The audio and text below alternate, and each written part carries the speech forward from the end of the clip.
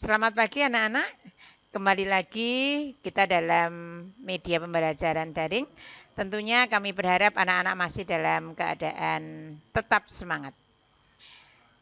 Pada pagi hari ini kita masih akan melanjutkan pembelajaran kita dalam teks laporan percobaan. Kalau kemarin anak-anak sudah mempelajari pengertian tentang teks laporan, kemudian cara menyimpulkan teks laporan, kita akan melanjutkan yaitu pada struktur teks laporan. Seperti pada teks-teks lainnya, teks laporan juga memiliki struktur yang lazim dipergunakan. Pada struktur teks laporan ini, yang pertama didahului dengan pernyataan umum. Pada pernyataan umum ini, biasanya berisi judul, kemudian pendahuluan yang meliputi latar belakang, tujuan, dan hipotesis. Yang ketiga, yaitu berisi bagian uraian singkat tentang apa yang akan kalian uji cobakan. Pada bagian judul, anak-anak harus menuliskan judul yang kita selaraskan dengan tujuan pembuatan laporan. Misalnya, anak-anak pada tujuan tadi mencantumkan tujuan penulisan laporan percobaan mengenai pengaruh sinar matahari terhadap perkembangbiakan kecambah atau tunas pada biji kacang hijau. Maka nanti judulnya kita kaitkan ke sana, yaitu pengaruh sinar matahari terhadap perkembangan kecambah atau biji kacang hijau. Kemudian bagian yang kedua dari teks struktur adalah pendahuluan. Di bagian pendahuluan ini nanti anak-anak harus menuliskan latar belakang mengapa anak-anak membuat percobaan ini, kemudian tujuan, dan yang ketiga adalah hipotesis. Pada bagian hipotesis, anak-anak bisa menuliskan perkiraan sementara dari hasil yang nanti akan anak-anak dapatkan dari percobaan yang anak-anak lakukan. Bagian kedua dari teks laporan adalah uraian. Nah, di bagian inilah nanti yang memerlukan banyak kerja atau banyak keterlibatan anak-anak, terutama di dalam menyusun atau membuat teks laporan. Pada bagian uraian diawali dengan anak-anak menuliskan alat dan bahan. Alat adalah apa yang digunakan di dalam proses percobaan tersebut. Misalnya ada cup, tali, plastik, kertas, dan sebagainya. Sedangkan pada bahan, yaitu bahan yang digunakan. Misalnya pada percobaan mengenai pengaruh sinar matahari terhadap perkembangan cambah tadi, anak-anak mencantumkan misalnya bahan biji kacang hijau, kemudian air. Pada bagian uraian yang kedua berisi langkah-langkah atau cara kerja. Langkah-langkah atau cara kerja harus disusun secara spesifik sehingga siapapun yang akan melakukan percobaan ini dapat melaksanakannya dengan benar. Dalam menuliskan langkah-langkah atau cara kerja, biasanya kita gunakan bentuk-bentuk kalimat perintah.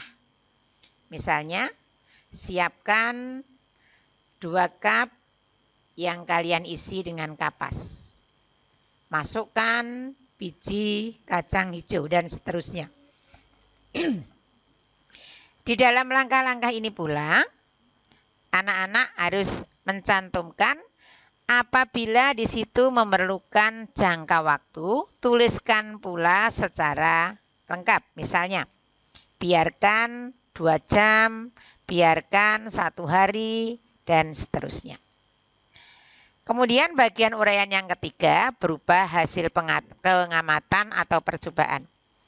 Dalam menuliskan hasil pengamatan atau percobaan, anak-anak bisa menyusunnya terlebih dahulu dalam bentuk garis besar atau catatan-catatan kecil.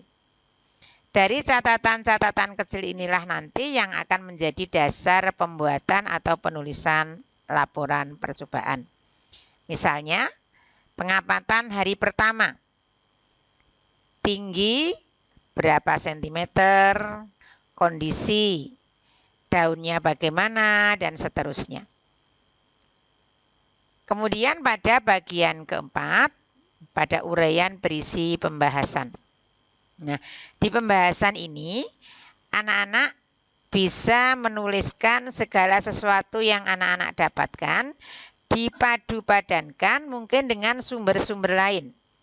Misalnya, ada perbedaan pertumbuhan antara tempat yang satu dengan yang lain.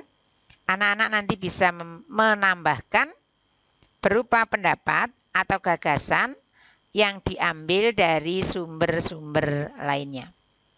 Kemudian bagian yang terakhir yaitu penutup. Biasanya pada penutup ini berisi kesimpulan dari apa yang anak-anak lakukan selama dalam percobaan.